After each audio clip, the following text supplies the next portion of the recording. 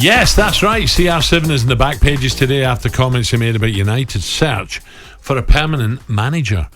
Cristiano has fired warning shots to the United hierarchy, saying that, I'm sorry, I'll leave the club if the new CFO doesn't appoint a boss that he likes. Trev, you can't make demands like that, can you? Well, you can, because he just has, but yeah, I'm starting to think that Manchester City dodged a bullet by not signing Cristiano. I really think that. I think you look at some of the players that are really struggling for form at Manchester United, young players, Sancho, Rashford. I know Rashford's got a lot of experience, but they're really struggling to put out can you good blame performances. Ronaldo for that? You know, you put Ronaldo on that City side, you'd score a bundle of goals. Know your role. Know your role. You're a footballer. You're hired by the football club. Keep your mouth shut at times. That's the best thing to do. I think he's causing a lot of problems at the football club. You know, not just his lack of goals of recent times, but the fact that Ole's gone and then Michael went in and dropped him for a game, and you know, I just feel it's been one of them signings where it looked good, but it's far from good. You know, and for me, one of the reasons I think he may not have considered Manchester City, and it's certainly not for winning trophy because he would have won silverware there. I think it's because he didn't want to be second fiddle to Pep. Whereas he could go into Manchester United, he could almost feel like he could bully Ole a little bit. Obviously, Michael was a standing manager, and then Ralph's gone in there, and I think he just wants to do what he wants for him, and it's not the best for the club. Ray? Well, you can't argue that he's a great pro, isn't he? Of course, the way he looks after himself, and he always wants to play every single minute of the games. Most players probably couldn't do what he does. But he's a goal scorer, Trev, isn't he? You know, I don't think Manchester United could turn him down, could they?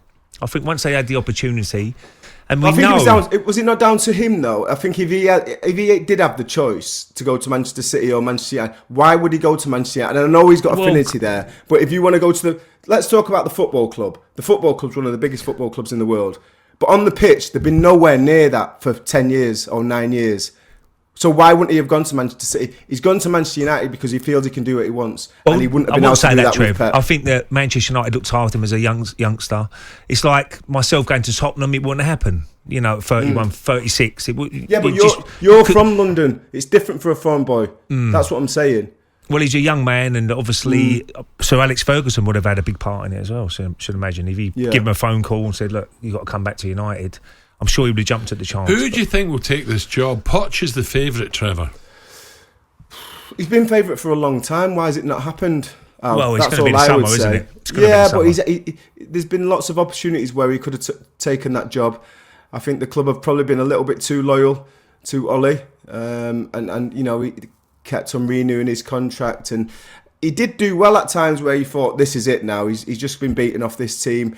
He's bound to get relieved of his duties, and then he'd pull a run together, and he almost just kept Manchester United on the toes a little bit. But I feel Pochettino, I mean, there's so much talking about him over the years, not just recent era, over the years, that he's their number one choice. And yeah, I would expect that if he doesn't win the Champions League with PSG, he'll probably get the sack anyway, and that'll be a good link up. They missed a trick there, didn't they, with Conte, Man United? They left it too long. I know Spurs really moved quickly and said, right, come on, let's get a top class manager. I think that's timing again, you know, Ole again. He'd just pull out a few results and keep him on toast a little bit. And, you know, it's difficult to get rid of an ex-legend of the club when he's winning games. And I think Ole always seemed to get the right results at the right time for him.